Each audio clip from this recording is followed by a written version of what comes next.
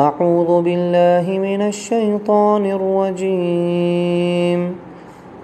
بسم الله الرحمن الرحيم. يا أيها الذين آمنوا كتب عليكم الصيام كما كتب على الذين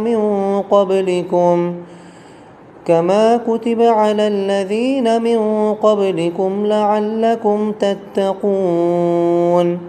أياما معدودات. فمن كان منكم مريضا أو على سفر فعدة من أيام أخر.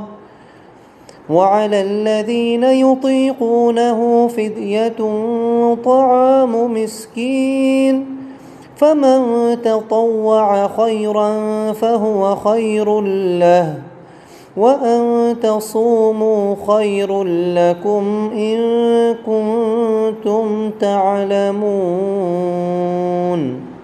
صدق الله العظيم.